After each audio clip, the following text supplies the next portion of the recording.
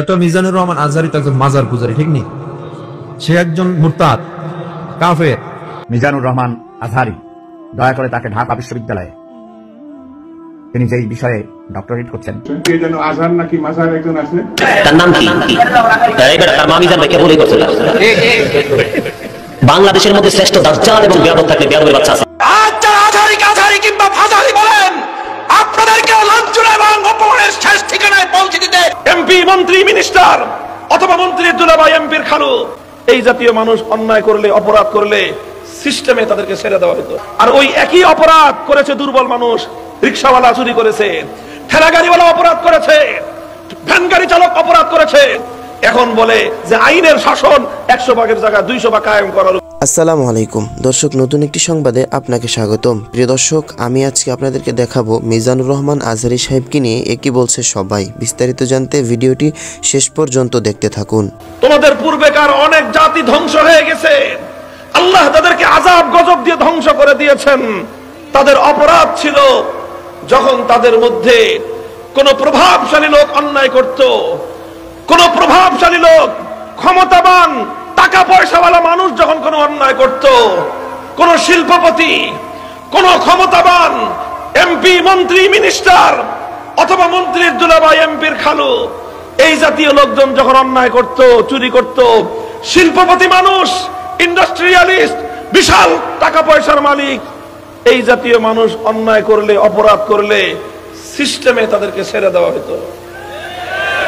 ওয়াইদা সারাকা ফীহিমুদ দাঈফ আকামু আলাইহিল হাদ। আর ওই একই অপরাধ করেছে দুর্বল মানুষ। রিকশাওয়ালা চুরি করেছে, ঠেলা গাড়িওয়ালা অপরাধ করেছে, ভ্যান গাড়ি চালক অপরাধ করেছে, কৃষক, শ্রমিক, মজদুর অপরাধ করেছে, খেটে খাওয়া মেহনতি মানুষ, রাস্তার টোকাই, সে যখন অপরাধ করে ধরা পড়ছে, এখন বলে যে আইনের শাসন 100 ভাগের জায়গায় 200 ভাগ কায়েম করার উপরে। কারণ ওর কোনো মামুও নাই, ওর কোনো খালুও নাই, ওর কোনো দুলাভাইও নাই। কাজী এখন ওর উপর দিয়ে যত পারো আইনের শাসন তোরা বাস্তবায়ন কর। আল্লাহর পয়গম্বর বলেন যে বড় লোকের জন্য এক বিচার, গরিবের জন্য আরেক বিচার, শিল্পপতির জন্য এক বিচার, দরিদ্রের জন্য আরেক বিচার, ক্ষমতাবানের জন্য এক বিচার, টোকাইয়ের জন্য আরেক বিচার। বিচার ব্যবস্থায় এই বৈষম্য যখন কোন জাতি করেছে, এই অপরাধে আল্লাহ পাক রব্বুল আলামিন একটা জাতিকে ধ্বংস করে দিয়েছেন। মুহতারাম হাজিরিন, বৈষম্য সাধারণ কোনো অপরাধ নয়। আমার দলের লোকজন করলে পার, বিরোধী দলের লোকজন করলে ঠেঙ্গায় রাস্তার উপরে পাঠিয়ে দিবেন।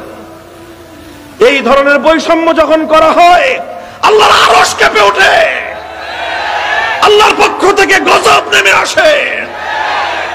এই জন্য বৈষম্য এটা ইসলাম কোনোদিন বরদাস্ত করে না, বেইনসাফি ইসলাম বরদাস্ত করে না। এই বৈষম্যের বিরুদ্ধে লড়াই করা এটা শুধু বৈষম্য বিরোধী ছাত্রদের দায়িত্ব না, এটা সর্বপ্রথম দায়িত্ব হলো আলেম সমাজের। নবীর উত্তরাধিকারী পরিচয় দিয়ে সমাজে যত সম্মান আর যত মান মর্যাদা, হাদিয়া, তোহফা সব তো আলেমরাই পায়, বেশিরভাগ আলেমরাই তো পায়। কথা বলেন ঠিক না বেঠিক?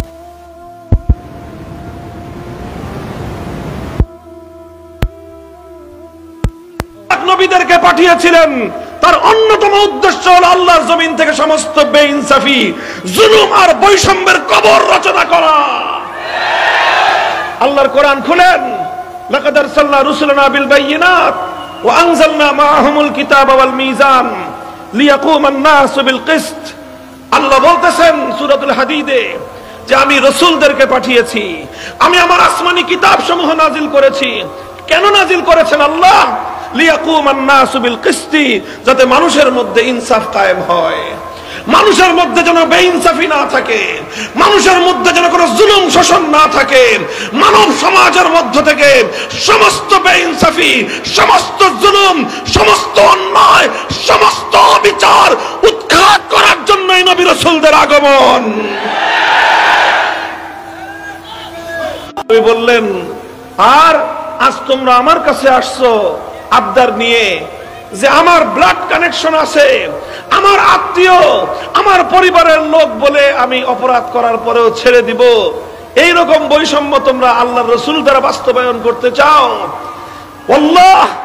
এরপরে আল্লাহর নবী যে কথাটা বললেন সেটা যদি বুখারী শরীফের হাদিসের মধ্যে বর্ণিত না থাকতো, সেই কথা বলতে আমাদের সাহস হতো না, আমাদের ঠোঁট কেঁপে উঠতো, আমাদের কলিজা কেঁপে উঠতো। এত বড় কথা আল্লাহর নবী বলেছেন।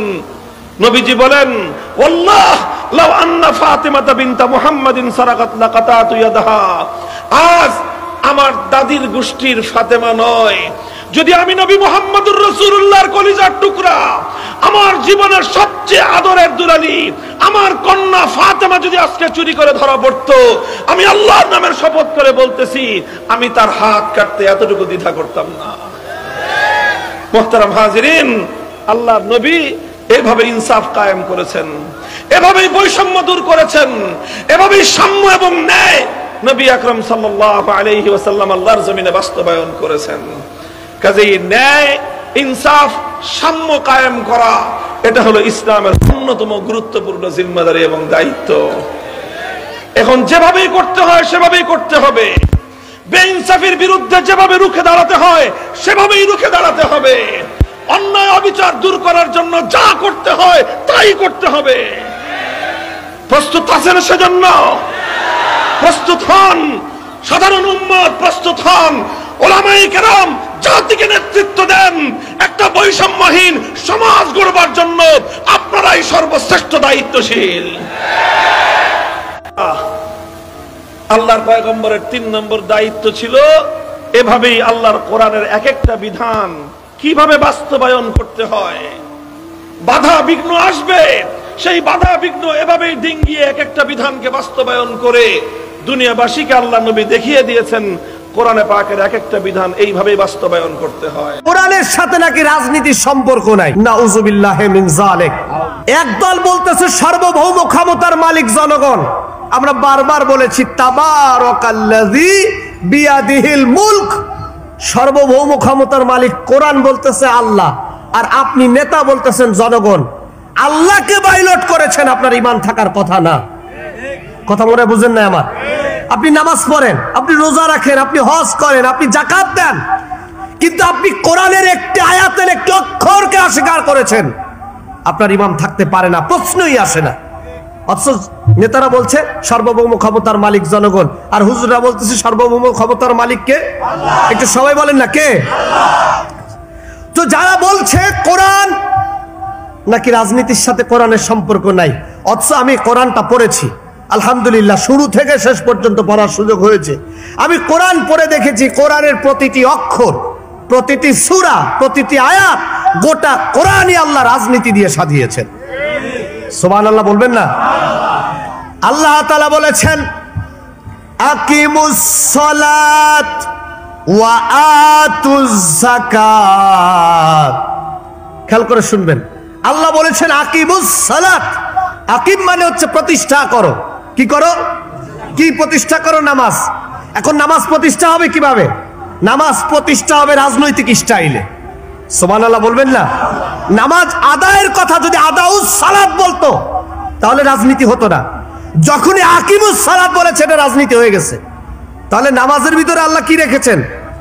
একটু বলেন না, কি রাখছেন? রাজনীতি রেখেছে। আতুজ যাকাত, যাকাত আদায় করো। যাকাত আদায় মানে কি?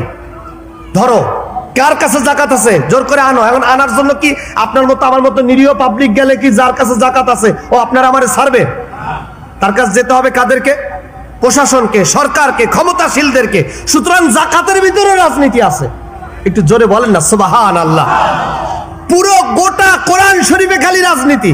আপনি রাষ্ট্রের কথা, মানুষের কথা, মানবতার কথা, আল্লাহ তাআলা বলেছেন ইন্নাদ-দীনা ইনদাল্লাহিল ইসলাম। খেয়াল করে শুনবেন শব্দ চয়ন। নিশ্চয় আমার পক্ষ থেকে, আপনারা বলেন ধর্ম, আল্লাহ বলছেন না ধর্ম না, দিন, একটা জীবন ব্যবস্থা, কমপ্লিট কোড অফ লাইফ আমি তোমাদেরকে উপহার দিয়েছি। এখন জীবন ব্যবস্থা কি? জীবন চালাইতে গেলে রাজনীতির দরকার আছে, অর্থনীতির দরকার আছে, সমাজনীতির দরকার আছে, আইন নীতি দরকার আছে। রাষ্ট্র কিভাবে পরিচালিত হবে, জীবন কিভাবে পরিচালিত হবে, ব্যক্তি কিভাবে পরিচালিত হবে, সমাজ কিভাবে পরিচালিত হবে, চোর গুন্ডা বদমাইশ এমপি ইলেকশন করবে নাকি সৎ এবং উত্তম ব্যক্তিরা ইলেকশন করবে, তার টোটাল কথা আল্লাহ তাআলা কোরআনে কোড আর নোট করে দিয়েছে। এখন এই কথা বললেই কবে হুজুর রাজনীতি করেন? আমরাও বলি ভাই আমাদের দায়িত্ব হলো নসিহা করা। 16 বছর ধরে নসিহত করছিলাম, খবরদার ফিরাউন থেকে শিক্ষা নেন। 16 বছর ধরে বলেছিলাম নমরুদ থেকে শিক্ষা নেন, নেয় নাই। কারণ আমরা হুজুররা কি মরে গেছি, পালাই গেছি, লুকাইছি? শিক্ষা না নেওয়ার কারণে তাদেরকে দিল্লি চলে যেতে হয়েছে। 16 বছরের ইতিহাসও যদি আপনারা না শিক্ষা নেন, আপনি না শেখেন, আপনি রাজনীতি করেন, গত 16 বছর থেকে যদি আপনি শিক্ষা না নেন, ওনারা তো জামা কাপড় নিতে পারছে। আমার ধারণা আজ হোক, 10 বছর পরে হোক, কিংবা 20 বছর পরে হোক, আপনারা জামা কাপড়ও সাথে নিতে পারবেন না। এটাই বাস্তবতা। সুতরাং কোরআনের সাথে সংঘর্ষ হয় এমন কোন আচরণ যদি কোনো বেয়াদব, কোনো কুলাঙ্গার করে, স্পষ্ট ভাষায় তার তহিন কণ্ঠে বলতে চাই, সে যত বড় নেতা হোক আর নেতৃত্বের স্থানীয় হোক না কেন, আমার কোরআন, আমার আল্লাহকে নিয়ে কথা বললে পায়ের তলায় ঠেলে জিহ্বাটা টেনে ছিঁড়ে ফেলে দেব। আমার আল্লাহ আর কোরআনের ব্যাপারে কোনো স্যাক্রিফাইস নাই। আপনি আমাকে বলেন আলহামদুলিল্লাহ, কতবার মারবেন, কতবার জেলে পাঠাবেন, কতবার মামলা দিবেন, আমলা দিবেন, আমি I am ready, I am alert, but only on condition, আমার কোরআন নিয়ে কথা বলতে দেব না। কোন সুযোগ আপনাকে কোরআন নিয়ে কথা বলতে দেব, এ ব্যাপারে আমরা সবাই একমত তো? আল্লাহ কবুল করুক, বলেন আমিন। সুতরাং নেতৃত্বে স্থানীয় যারা আছেন, আমার রিকোয়েস্ট থাকবে আপনারা কোরআনের সাথে রাজনীতিকে মিলান। যদি মিলান, আমরাও তো চাই, আমি একবারও বলি না, বিশ্বাস করেন, যারা ইসলামী দল করে, যে চরমনাই করে, জামাত ইসলাম করে, হেফাজত ইসলাম করে, আমি কিন্তু কোনোদিন বলি না যে আপনারা এদেরকে ভোট দেন। আমার কথা হচ্ছে, যে দলই যা, আমাদের দাবি শুধু কোরআন দিয়ে দেশটা চালান। হিসাব ক্লিয়ার? কথা মনে হয় বুঝাইতে পারিনি। 53 বছর বাংলাদেশ চলছে, আপনারাই বলেন, এখানে আপনারা যারা আছে বলেন, 53 বছর কি বাংলাদেশ স্বাধীনতার স্বাদ উপভোগ করতে পারছে? যেই দল ক্ষমতায় আসছে, বিরোধী দলের পিটাইয়া সাইজ করছে। যেই দল ক্ষমতা আসছে, নিরীহ মানুষের উপরে শোষণ করেছে। যেই দল ক্ষমতা এসেছে, স্বাভাবিক মানুষগুলো সাধারণভাবে জীবন যাপন করতে পারে নাই। যেই দল ক্ষমতা এসেছে, চট্টগ্রামের সীতাকুণ্ডের প্রত্যেকটা মার্কেটে চাঁদাবাজি হয়েছে, পরিবর্তন হয় নাই, ধর্ষণ বন্ধ হয় নাই, লুটতরাজ বন্ধ হয় নাই, ছিনতাই বন্ধ হয় নাই। প্রত্যেকটা স্টেপলি প্রতিটা দল সেম জায়গায় দাঁড়িয়ে আছে। তার মানে গণতন্ত্র, সমাজতন্ত্র, আইনতন্ত্র, মানবতন্ত্র দিয়া দেশের পরিবর্তন হবে না। দেশের পরিবর্তনের জন্য কোরআনতন্ত্র লাগবে। এটা হলো সোজা হিসাব। এটা যদি না বুঝেন, ওই যে 16 বছর ধরে 41-এর মিশন করছিল, মাইল খেয়ে গেছে। আবার যদি কেউ নতুন করে কোরআন নিয়ে পরিকল্পনা করে, সেও 41 সালের মিশনের পরিকল্পনা করবেন, 50 সালে মাইল খাবেন। আল্লাহ আমাদেরকে হেফাজত করুক, বলেন আমিন। আরো জোরে বলেন আমিন। কষ্ট পেয়েছেন? এর ভিতরে দেখবেন কিছু আল্লাহর ওলি রাজনীতির গন্ধ খুঁজে পাবে, আল্লাহ তাদেরকে হেদায়েত দান করুক, বলেন আমিন। আল্লাহ জানে যে বান্দা যে কোনো সময় বিপদে পড়তে পারে, যে কোনো সময়। যতগুলো বিপদ আছে, আল্লাহ নিজে একটা সিস্টেম দিয়ে দিছে। কি বিপদ? যে ভাই মন খুব খারাপ, খুব টেনশন, কিছু ভালো লাগে না, বুক ধরপড় করতেছে, খাওয়ার রুচি নাই, ঘুম আসে না, এই যে যত সমস্যা, কাউকে ডেকে কথা বলতে পারছি না, কিছু নাই। আলহামদুলিল্লাহ, আল্লাহর কাছে শুকরিয়া আদায় করে সাথে সাথে হচ্ছে বুক ভরে শ্বাস নিব, শ্বাস ছাড়তে থাকবো, বুক ভরে শ্বাস নিব, শ্বাস ছাড়তে থাকবো। বিলিভ মি, যখন এই কাজটা করব, শরীরের প্রত্যেকটা কোষ ঠিকভাবে অক্সিজেন পাবে। এবং তার চেয়ে অসাধারণ, আমাদের ফ্রেনিক নার্ভ বলে একটা নার্ভ আছে, সেই নার্ভটা শান্ত হয়। এবং নার্ভের একটা অসাধারণ বৈশিষ্ট্য, একটা নার্ভ যদি শান্ত হয়, সে তার পাশের টাকে, ওইটা তার পাশের টাকে, ওইটা তার পাশের টাকে, এরকম করে লক্ষ লক্ষ কোটি কোটি নার্ভ মুহূর্তের মধ্যে শান্ত হয়ে যাবে। বুক ধরপড় কমে গেল, খাওয়ার রুচি চলে আসলো, ভয় কেটে গেল, রাতের ঘুম ঠিক হইলো। আল্লাহর কাছে এসে বড় শুকরিয়া আর কি আছে? যার টাকা পয়সা সব আছে, ঘুম নাই, ওকে জিজ্ঞেস করো ভাই কি চাও, কবে আমি খালি ঘুম চাই, আমার টাকা পয়সা সব ধরে দাও। কিন্তু আমরা এটা দাম দেই না কেন? কারণ ফ্রি পাইছি। আল্লাহ সবচেয়ে দামি জিনিসগুলো আমাদের ফ্রি দিয়ে দিয়েছে। জাস্ট কাজটা কি? কাজটা হচ্ছে ওইটাকে সাইন্টিফিক্যালি আমাদের ব্যবহার করতে হবে। সকালে ঘুম থেকে উঠে শুকরিয়া আদায় করলাম, তারপরে কি করলাম? খুব সহজ কাজ, বুক ভরে শ্বাস নিলাম, ছাড়লাম। তারপরে দাঁত ব্রাশ করি না? আচ্ছা, বেশিরভাগ আমরা দাঁত ব্রাশ করি কোন হাত দিয়া? এই কথা বলি না কেন? কোন হাত? ডান হাত। ব্রেইনের ডানের সাথে ব্রেইনের বাম সাইডের একটা কানেকশন আছে, বামের সাথে ডানের, এই দুইটাই যদি স্ট্রং হয় খুব ভালো হয়। যে এইটার আবার কি, ওই যে মেসি যেমন বাঁ পা দিয়ে খুব ভালো খেলে, ক্রিস্টিয়ানো রোনালদো ডান পা দিয়ে না, আমাদের ব্রেইনের দুইটা সাইডে যদি স্ট্রং হয় খুব ভালো হবে। বুদ্ধিটা কি? বুদ্ধিটা হচ্ছে আমরা যখন এই মাথা আশ্রাই ডান হাত দিয়া, দাঁত ব্রাশ করি ডান হাত দিয়ে। এখন থেকে সকালবেলা যখন দাঁত ব্রাশ করবো, কালকে থেকে শুরু করা লাগবে।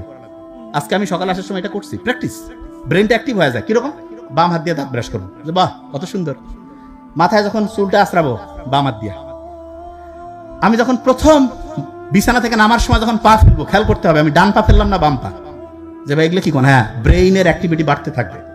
ছোট্ট ছোট্ট কাজ, রকেট সায়েন্স না, কিন্তু লাইফ চেঞ্জ করে দিবে ইনশাল্লাহ। এবং আব্বা আম্মার সাথে দেখা সাক্ষাৎ, যারা একই জায়গায় থাকি, আব্বা আম্মার সাথে হচ্ছে সালাম দিব। এবং সবচেয়ে মজার ব্যাপার, আমি সবসময় বলি কি, আল্লাহ যা কিছু আমাদের জন্য ফরজ করছে, যা কিছু, প্রত্যেকটা হচ্ছে আমাদের নিজেদের লাভ। কিরকম? আমি মায়ের সাথে বাবার সাথে একটু হাসি মুখে কথা বললাম, অক্সিটোসিন ক্ষরণ হইল। অক্সিটোসিন হচ্ছে আমাদের রক্তের যে নালীগুলো আছে না, কাপড় ময়লা হইলে যেমন সার্ফ এক্সেল আর সাবান দিয়ে ধোয়, অক্সিটোসিন হচ্ছে রক্তের নালীগুলোকে এরকম পরিষ্কার করে দেয়।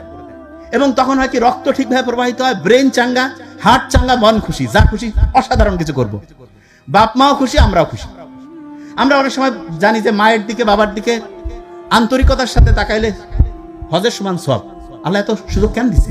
দিছে এই কারণে যাতে আমরা ভালো থাকি। অন্যকে যদি আমি হেল্প করি, আল্লাহ খুশি হয়। অন্যকে হেল্প করলে ওই সময় অক্সিটোসিন ক্ষরণ হয়, হার্ট ভালো থাকে। একজনেরকে হাসি মুখে কথা বললাম, এন্ডরফিন ক্ষরণ হইলো। এন্ডরফিন ক্ষরণ হলে কি হয়, ব্রেইনের মধ্যে BDNF, brain derived neurotrophic factor, এটা উৎপন্ন হয়, মনটা চাঙ্গা হয়ে যায়। কি অসাধারণ! তার মানে ইসলাম যা কিছু ফরজ করছে প্রত্যেকটাই আমাদের শক্তিকে বাড়ায় দেয়, এনার্জি বাড়ায়, ব্রেইনের ক্যাপাসিটি বাড়ায়। আর যেগুলো নিষেধ করছে প্রত্যেকটাই আমাদের শক্তি কমায় দেয়, ধ্বংস করে। এখন থেকে ইসলাম মানবো, আল্লাহ তো খুশি হবেই, তার সাথে মানলে আমার উপকার হবে। আল্লাহ বলছে, তুমি যদি আমার ইবাদত করো আমার কিছু নাই, তোমার লাভ। তুমি যদি আল্লাহকে অস্বীকার করো তাতে আমার কিছু নেই, তোমার ক্ষতি। তার মানে যা কিছু ভালো, যা কিছু খারাপ, এগুলো আল্লাহ আমার ভালোর জন্য ফরজ করছে করাটা, যেটা খারাপ সেটাকে আমাকে জন্য নিষিদ্ধ করছে। কই কই ভাই ইমাম সাহেব, আপনি কোন পাড়ার? একটু দাঁড়ান, কষ্ট করে একটু দাঁড়ান। কোন গ্রামের ইমাম আপনি? হ্যাঁ, মনোহরপুর। আপনার বেতন কত ভাই? 5,500। ঢাকা শহরের কাজের বুয়াদের বেতনও 5-6 টাকা নাই অনেক বাসা। এই মনোহরপুরের মসজিদ কমিটির কেউ আছেন? মুসল্লি কেউ আছেন কিনা? অন্তত যারা আছে হাত তোলেন তো। মুসল্লি কারা? কেউ হাত তুলবে না। কমিটির একজন পাওয়া গেছে মুসল্লি? আচ্ছা থাক।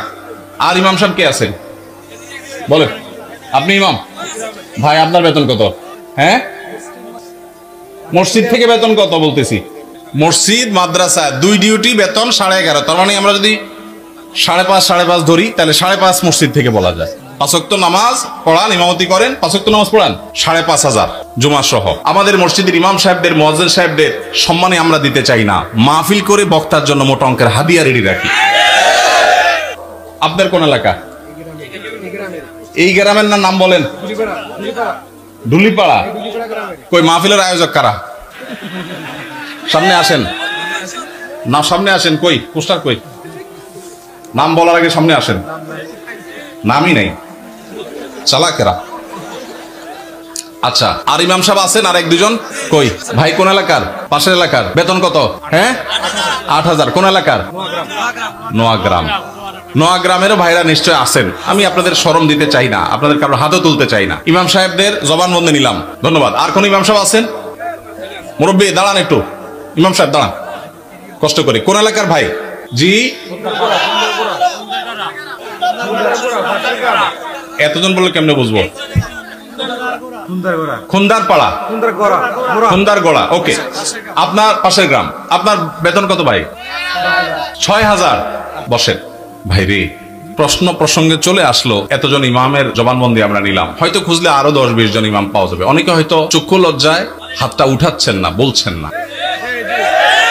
ভাইরা আমার, এটা আমাদের জন্য, বাংলাদেশের মানুষের জন্য লজ্জা, অনেক বড় লজ্জার বিষয়। পৃথিবীর অন্য যে কোনো দেশের সাথে আপনি যদি তুলনা করেন, শুধু সৌদি আরবের কথা যদি বলি, আমি 10 বছর সৌদি আরবে ছিলাম। আমাদের শেখ সাইফুল্লাহ মামুন ভাই দীর্ঘদিন সৌদি আরবে ছিলেন। সৌদি আরবের সকল মসজিদের ইমাম সাহেবরা ইমামতি করে যেই সম্মানই পান, সেটা এভারেজে 5 থেকে 7,000 সৌদি রিয়াল। পাশাপাশি বাসা, বিশাল বড় বাংলো, সাধারণ বাসা না, বিরাট এরিয়া নিয়ে বাংলো। এইটা হলো তাদের এক্সট্রা ডিউটি, এক্সট্রা ইনকাম প্রত্যেক ইমাম সাহেবের। এমনকি মক্কার মসজিদে হারামের ইমাম এবং মুয়াজ্জিন, মসজিদে নববীর ইমাম এবং মুয়াজ্জিন, সবাইরই এই পেশার বাইরে তাদের আরেকটা মূল পেশা আছে। যারা খুব বেশি শিক্ষিত তারা বিশ্ববিদ্যালয় শিক্ষক। যেমন মসজিদে হারাম মক্কার যদি বলেন একজন একজন করে সমস্ত ইমামদের কথা বলা যাবে, প্রায় যে সবাই প্রায় কোনো না কোনো হয় আদালতে বিচারপতি, আর না হলে কোন বিশ্ববিদ্যালয়ের প্রফেসর। এটা মসজিদে হারাম শরীফের ইমামদের কথা বলতেছি, সব PhD হোল্ডার, বড় বড় আলেম। হয় জাজ, জাস্টিস অথবা বিশ্ববিদ্যালয় শিক্ষক। হারাম শরীফের একজন মুয়াজ্জিন, দুইজন মুয়াজ্জিনের অফিসে আমি গিয়ে সাক্ষাৎ করেছি, আপনিও ছিলেন সাথে, শেখও ছিলেন সাথে। এক বাংলাদেশি ওই মুয়াজ্জিন সাহেব হারাম শরীফের মুয়াজ্জিন, ওনার খেদমত করে। আমাকে বলে যে, আমরা হোটেলে ছিলাম, বলো যে ভাই আমি তো হারামের মুয়াজ্জিনের খেদমত করি, ওনার অফিসে চাকরি করি, টি বয় বাংলাদেশি ভাই। বলে যে ওনাকে বলছি যে আমার দেশে এক হুজুর আসছে, ওমরা করতে, দেখা করতে যাবেন কি? হারাম শরীফের মুয়াজ্জিনের সাথে দেখা করাও তো সৌভাগ্যের বিষয়, চলেন যাই। গেলাম, যায় দেখি একটা কোর্টে উনি একটা সাধারণ একটা ডেস্কে চাকরি করেন, হারামের মুয়াজ্জিন। আমরা যদি বাইতুল মুকাররমের মুয়াজ্জিন হইতাম তো আমাদের ঠেলায় তো মানুষই টিকতো না, আবার চাকরি করা। হারামের মুয়াজ্জিন, যে বেতন, যে প্রটোকল, যে সম্মান, আবার চাকরি করা লাগে, কিন্তু করতেন। পাড়া মহল্লার যে সমস্ত মসজিদের ইমামরা, মুয়াজ্জিনরা, তারা সবাই হয় পুলিশে চাকরি করে, আর না হলে কোনো স্কুলে তারা শিক্ষকতা করেন। বেশিরভাগ এই দুই ক্যাটাগরিতেই থাকেন। আমি সৌদিতে যে বাসায় ছিলাম, আমার বাসার পাশের মসজিদ, যে মসজিদে ৫ ওয়াক্ত নামাজ আমি জামাতে পড়ার সুযোগ পেতাম, সেই মসজিদের ইমাম সাহেব, তিনি বিরাট বড় শিল্পপতি, অনেক ব্যবসা প্রতিষ্ঠান, তার অনেকগুলো বড় বড় চেইন সব super market, Dahiya super market নাম, বিরাট নাম করা দাম্মাম। ভাইরে, ইমাম সাহেবদের অন্য বড় বড় চাকরি এবং ব্যবসা থাকার পরও মসজিদ থেকে তাদেরকে বাংলো এবং বিরাট বড় সম্মানে দেয়া হয় সৌদি আরবে। আপনি বলবেন সৌদি আরব মানুষের বেতন অনেক বেশি, বেতন অনেক বেশি এই জন্য বাড়ি অনেক বড়টা দেয়, বেতন অনেক বেশি এই জন্য টাকা, বাংলাদেশি টাকায় ১.৫ লাখ ২ লাখ দেয়, এটা হলো সেকেন্ড ইনকাম, তার ফার্স্ট ইনকাম আরেকটা আছে। তাই বলে আপনি ৫-৬ হাজার টাকা দিবেন? ঢাকা শহরের কাজের বুয়াদের বেতনও ৫-৬ হাজার টাকা নাই অনেক বাসা।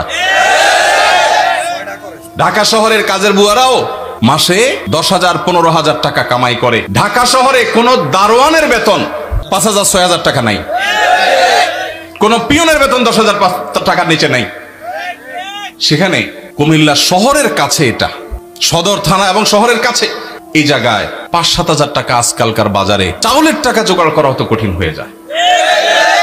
এই ইমাম সাহেব আবার যখন কোন একটা কাজ করতে যাবেন ইমামতির পাশাপাশি, বলবে হুজুর আমাদের দুনিয়াদার হয়ে গেছে, হুজুরদের দুনিয়ার লোভে ধরছে।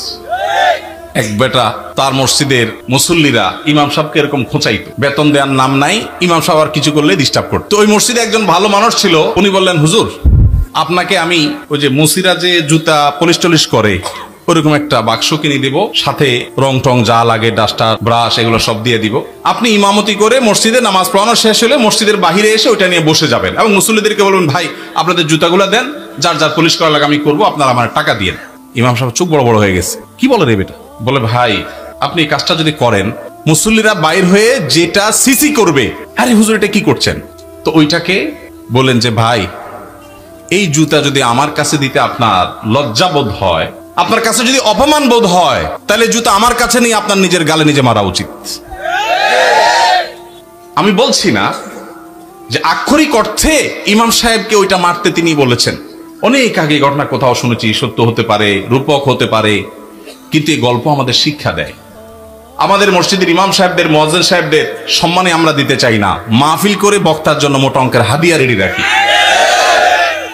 আপনারা বলবেন হুজুর আপনিও তো মোটা অঙ্কে নিয়েই যাবেন, ওয়াজ তো করতেছেন। ভাই আমাকে মোটা দেখ, চিকন দেখ, না দেখ, এটা নিয়ে আমার মাথা ব্যথা নেই আলহামদুলিল্লাহ, এবং আল্লাহর মেহেরবানিতে এটা আমার কোনো প্রত্যাশাও নাই আল্লাহর ফজলে। কিন্তু মাহফিল আয়োজকদেরকে বলতে চাই, যারা মাহফিল আয়োজন করেন, লক্ষ লক্ষ টাকা যদি মাহফিল পিছনে খরচ করতে পারেন, ইমাম সাহেবদের বেতন কেন 15,000 20,000 টাকা হতে পারে না? এই দেশে বিভিন্ন শ্রেণী পেশার মানুষদের বেতনের সর্বনিম্ন স্কেল বা একটা স্কেল ঠিক করে দেওয়া হয়। আমি দাবি করতে চাই আমাদের রাষ্ট্রের উচিত, রাষ্ট্র নিজে ইমাম সাহেবদেরকে মূল্যায়ন করতে না পারলেও মিনিমাম যেন তাদের একটা সমাজে সম্মানজনক ভাবে চলতে পারে, সেজন্য তাদের একটা সম্মানজনক বেতনের স্কেল ঘোষণা করা হোক। আর সমাজের যারা বিবেকবান মানুষ, আল্লাহর হস্তে তারা ইমাম সাহেবদের সম্মান দেওয়া, মর্যাদা দেওয়া শিখবো তো ইনশাআল্লাহ। আপনার এলাকার মানুষ যারা আছেন, প্রশ্ন প্রসঙ্গে হয়তো আপনাদের ইমাম সাহেবদের বেতনগুলো আমরা জানতে পারলাম, আপনারা মনে কষ্ট নেবেন না, আপনাদেরকে ছোট করা আমার উদ্দেশ্য না। আমার উদ্দেশ্য হলো আমাদের বিবেকগুলোকে জাগ্রত করা। কোন মসজিদ কমিটির লোকজন যদি এখানে থাকেন, তাহলে আমি আপনাদেরকে বলবো, এমনকি মুসল্লি ভাইরা যারা আছেন তাদেরকে বলবো, মসজিদে গিয়ে এটা নিয়ে দাবি তুলবেন, ইমাম সাহেবের সম্মানজনক বেতন নিশ্চিত করতে হবে ইনশাআল্লাহ। কোন মুসলমান সমাজে এটা হতে পারে না। সৌদি আরবের কথা আমি বলেছি, সৌদি আরবেরটা আমি কাছে থেকে দেখেছি, এই জন্য আমার মনে হয় না পৃথিবীর অন্য কোন মুসলমান সমাজে মানুষের গড়ে একজন রিকশাওয়ালাও 10,000-এর বেশি ইনকাম করে, সেই সমাজে ইমাম সাহেবের বেতন 4,000 5,000 এটা কোনোদিন গ্রহণযোগ্য হতে পারে না। আপনাদের এই ঢুলিপাড়ায় কুমিল্লা আপনারা যদি সারাদিনে আর কোনো কাজ না, একটা কাজই শুধু করবে, এরকম একজন অশিক্ষিত শিক্ষাবঞ্চিত মানুষকেও নিয়োগ দেন, তারপরও তো 4-5 হাজার টাকা পাবেন না। কিভাবে একজন ইমামকে আপনারা 5 হাজার টাকা বেতন দেন? কোন মসজিদের দায়িত্বশীল ভাইরা আছেন যে আপনারা তওবা করবেন যে ইমাম সাহেবের বেতন 10-এর উপরে উঠাবেন? কেউ আছেন? থাকলে পার্টিকুলার কেউ থাকলে বলেন, কেউ আছেন? সভাপতি সাহেব, সেক্রেটারি সাহেব যদি থাকেন যে আলোচনা করবেন, অন্তত এ ওয়াদা করবেন। আপনি কোন মসজিদের নাম বলেন? নোয়াগ্রাম। এখন বর্তমান বেতন কত ইমাম সাহেবের উঠছেন যেহেতু জিজ্ঞেস করি? 7,000। এখন নিয়ত করছেন কত দিবেন? 25 সাল থেকে, 25 সাল মানে এখন তো 25 শুরু হয়ে গেছে, 10-এর প্রস্তাবনা আছে। মাশাআল্লাহ মাশাআল্লাহ। ভাইয়ের মসজিদ কোন এলাকা? নোয়াগ্রাম চৌধুরীবাড়ি। আপনি কি কমিটির? ভাই কমিটির সেক্রেটারি। ওনার মসজিদের ইমাম সাহেবকে ওনারা এই মাস থেকে 10,000 টাকা দেওয়ার নিয়ত করেছে। আলহামদুলিল্লাহ। আমরা বলবো 10,000 নয়, যেহেতু এখন একবার বাড়াইছেন ভালো কথা, 6 মাস পরে বা 1 বছরের মাথায় 15,000 টাকা করবেন ইনশাআল্লাহ। যখন ওরা সেটারও নিয়ত করবেন। নোয়াগ্রামের ভাইরা আপনারা দেখে শুনে রাখেন, কিন্তু রাগ করেন নাই তো আবার? জাযাকাল্লাহ খাইর। আর কোন কমিটির ভাইরা আছেন যে নিয়ত করবেন, নিয়ত চেঞ্জ করবেন? বলেন দেখি, বলেন। আজকে ভিন্ন কালেকশন হোক, বহু কালেকশনই তো করলাম। ভাই কোন মসজিদের বলেন? মাশাআল্লাহ 10,000 রানিং দিচ্ছেন। একটা ভালো উদাহরণ পাওয়া গেল। মাশাআল্লাহ মাশাআল্লাহ, ভালো উদাহরণ আছে। কোন এলাকার? আলমপুর। কিন্তু 10,000 টাকা তো যথেষ্ট না ভাই। কবে নাগাদ আনুমানিক একটা আইডিয়া দেন না, আইডিয়া দেন না। আলাপ করেই তো দিবেন, আপনি তো একা দিবেন না। অন্তত প্রস্তাবনা দিয়ে, যে মাহফিল থেকে হুজুররা প্রস্তাবনা দিছে, অন্তত 15,000-এর ভিতরে রাখেন, 12 থেকে 15 ভিতরে ইনশাআল্লাহ। কবে নাগাদ? আলোচনা সাপেক্ষে। ঠিক আছে। আপনি মসজিদ কমিটির কি? সেক্রেটারি সাহেব। মাশাআল্লাহ, আল্লাহ সেক্রেটারি সাহেবকে তৌফিক দান করুন, আমিন। একটা ভালো দৃষ্টান্ত। ভাইরা 10,000 দিচ্ছেন, মাশাআল্লাহ, কিন্তু 10,000 যথেষ্ট না ভাই। 10,000 যথেষ্ট হতে পারে না। আল্লাহ তাআলা আমাদেরকে উলামায়ে কেরামের, মসজিদের ইমাম সাহেবদের মূল্যায়ন করার তৌফিক নসিব করুন। আমি ভাই একাধিক মাহফিলে এমন ঘটেছে যে মসজিদে গিয়ে ইমাম সাহেবদের বেতন কম, এটা ব্যক্তিগত আলোচনা জানতে পেরেছি। আমি আমার মতে করে কমিটির ভাইদেরকে দাওয়াত দিয়েছি এবং বোঝানোর চেষ্টা করেছি। আমরা মাহফিলের জন্য যদি লাখ লাখ খরচ করতে পারি, কেন ইমাম সাহেবদের দিতে পারবো? আল্লাহ আমাদেরকে তৌফিক দান করুন।